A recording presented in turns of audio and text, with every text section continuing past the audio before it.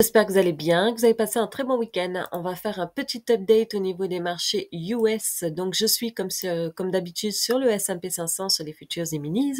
Donc, on regarde au niveau de la structure du S&P 500. Nous sommes toujours pour l'instant dans la tendance baissière, étant donné que nous avons des plus hauts toujours plus bas et des plus bas toujours plus bas. Donc, ça, c'est la structure toujours de la tendance pour l'instant baissière. Au niveau actuellement à court terme, on a maintenant des bonnes probabilités d'aller chercher le haut du canal qui se trouve ici. Comme je disais la semaine dernière, j'aimerais ça aller remplir ce gap ici qui se trouve sur l'ETF du S&P 500 ou l'indice. C'est juste que sur les futures, comme ils sont ouverts 23 heures sur 24, on n'a pas ce gap-là. Mais sur l'ETF du S&P 500 aux États-Unis, le plus tradé, nous avons ce gap-là. Et bien évidemment, sur les indices, surtout sur les indices, les gaps sont quand même très très très souvent remplis. Donc là, on a fait un gap et c'est mieux d'aller le remplir avant de faire quoi que ce soit. Donc là, actuellement, on se dirige. En plus, ce gap-là se trouve en haut du canal. Et aussi, ce qui est important de noter, c'est que nous avons toujours un faible volume lorsqu'on regarde l'indicateur OBV. Donc, lorsque nous avons un rallye sur un faible volume comme nous avons ici, c'est souvent vraiment le résultat d'un short squeeze, c'est-à-dire les clôtures de position short. Donc, c'est vrai que malgré tout, malgré une inflation qui ralentit, je trouve que le rallye est quand même assez léger. Par exemple, ici, le rallye était beaucoup plus puissant. Pour l'instant, on voit qu'il y a quand même une certaine réticence au niveau des marchés. Sinon, au niveau du mensuel qui représente donc la grande photo, hop, ici, on va y aller au niveau du mensuel qui représente donc la grande photo. Nous y voilà. Nous sommes toujours en dessous de la moyenne sur 10 mois, c'est-à-dire que là, vous pouvez voir la moyenne de 10 mois en bleu et nous sommes toujours en dessous de cette moyenne mobile-là. Alors, pour ceux qui disent que la macro, ça sert à rien, la macro respecte actuellement vraiment ce qui se reflète sur les indices tant qu'on se trouve toujours en dessous de cette moyenne mobile de 10 mois. Donc, généralement, quand l'environnement macroéconomique est plus complexe, plus difficile, qu'il y a moins de liquidité, le S&P 500 est plus volatile et aussi on peut voir une tendance qui s'est définie en dessous de la moyenne mobile sur 10 mois. Donc voilà. Alors au niveau justement de la Fed, au niveau des taux, actuellement, ce qui est intéressant, on peut le constater, c'est alors, hop, on va aller voir au niveau des taux de la Fed. Non, c'est pas ici. Excusez-moi. Hop, hop, hop, hop, hop. Voilà. Donc là, nous avons les taux de la Fed. Alors ça, c'est une présentation qui a été faite par un des représentants de la Fed, donc Monsieur Boulard, et donc qui parlait que actuellement le taux n'est pas dans un environnement assez restrictif actuellement, et que vraiment on rentrerait dans une zone vraiment beaucoup plus restrictive à partir du moment où nous allons rentrer dans cette zone ici. Donc le bas de la ligne est aux environs de 5%, c'est ce que les projections ont donné sur les futurs du taux de la Fed, et le haut se trouve environ à 6,5%. Donc là, effectivement, on s'en rapproche de plus en plus, mais il disait que justement, lorsque nous nous trouvons dans cette zone ici, c'est beaucoup plus une politique restrictive avec des impacts beaucoup plus importants. Donc pour l'instant, on n'y est pas encore, ce qui fait que est-ce que on est vraiment proche d'un bottom, c'est moins c'est plus difficile de dire que nous sommes proches d'un bottom tant que nous ne sommes pas rentrés dans cette zone ici restrictive qui permet vraiment de se rapprocher d'un pivot.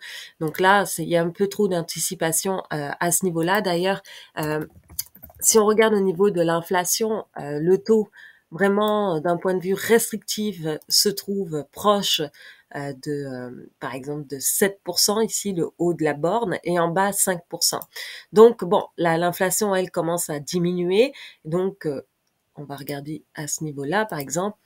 Le taux pourrait se diriger dans cette zone ici. Si l'inflation continue à diminuer, tant mieux, mais cela ne veut pas dire que la Fed va arrêter d'augmenter les taux, puisque là, pour l'instant, elle va augmenter entre 5 et 6% à terme. Et donc, ça va rejoindre potentiellement le taux d'inflation si lui, il descend. Mais si lui, il reste en haut, ça risque d'être un peu plus complexe encore.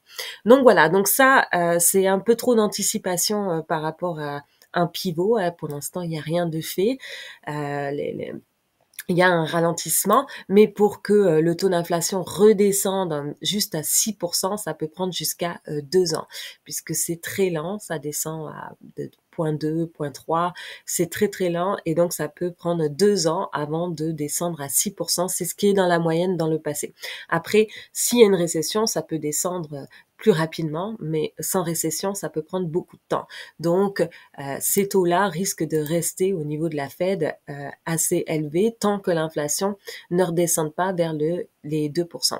Donc 2023 va être vraiment une grande question au niveau de la croissance. Donc ici, vous voyez par exemple au niveau des projections du PIB, donc, ce qui est intéressant de noter, on regarde la partie US, c'est qu'on voit que, bien évidemment, les projections sont de plus en plus basses. Hein, et 2023, la projection pour l'année au niveau de la croissance du PIB est de 0,5%.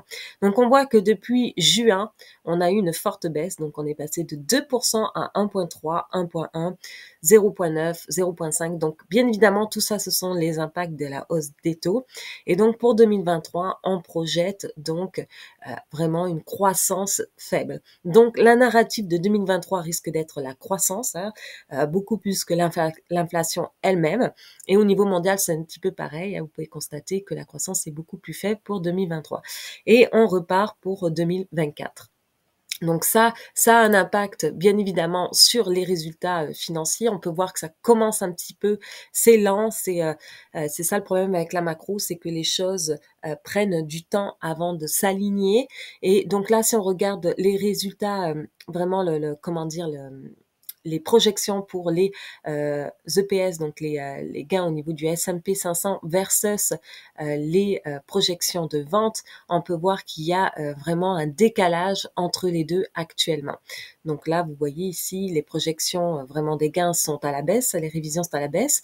D'ailleurs, au dernier trimestre, nous étions proches d'une croissance, on se rapproche de la croissance de 0%, et quand on passe en dessous, les résultats financiers devraient se corriger. Et ça, c'est pas encore pricé sur les marchés. Donc là, on voit que il y a un décalage entre les projections de vente et un décalage entre les projections des gains. Donc ça, effectivement, ça devrait aussi de nouveau s'aligner. Donc ça, c'était une petite parenthèse. Aussi, événement important, c'est qu'on voit que le data, justement macro, de l'environnement macro, s'affaiblit de plus en plus. Alors, vous savez, vraiment dans l'ensemble, lorsqu'on prend la croissance majeure, on va prendre 4 éléments. Hein, justement, je vais aller les chercher ici. Hop. Ah, c'est un petit peu long.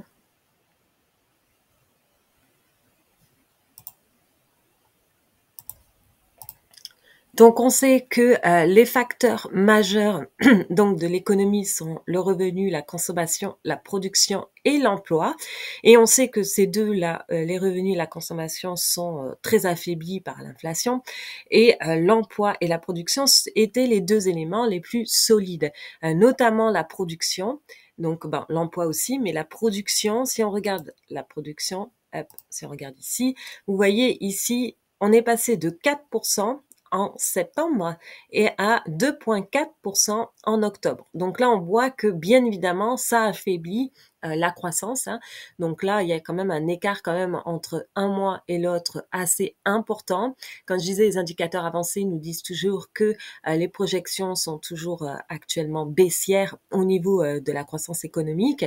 Et là, on peut le voir que les résultats deviennent de plus en plus impactés.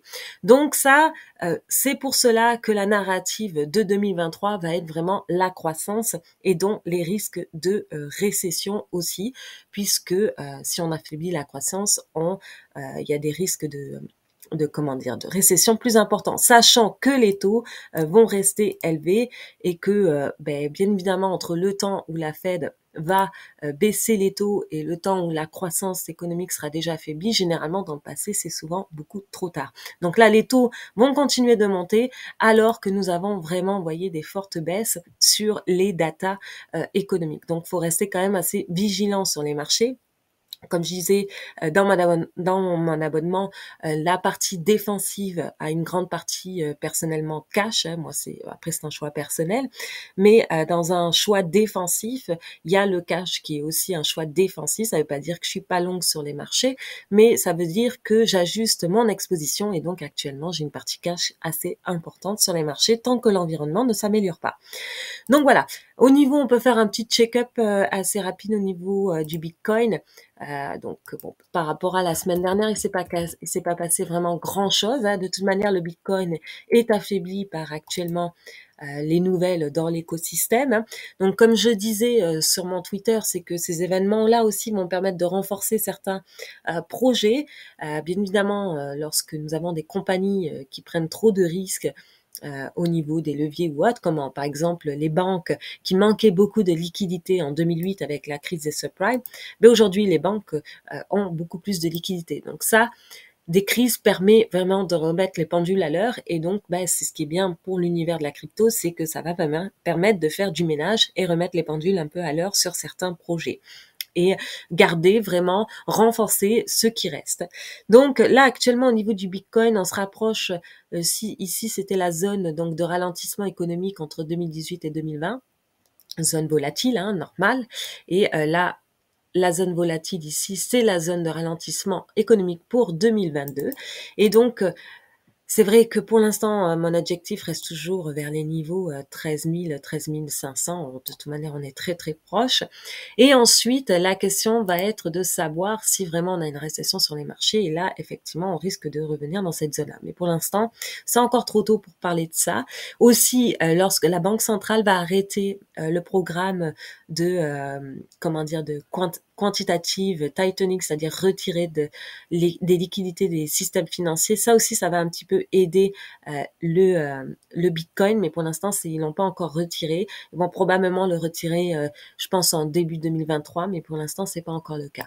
Donc voilà, au niveau du Bitcoin, on se rapproche des objectifs et on reste assez patient. Donc voilà, c'est tout pour aujourd'hui. Donc si vous avez aimé la vidéo, n'hésitez pas à mettre un pouce et nous, on se retrouve la prochaine fois.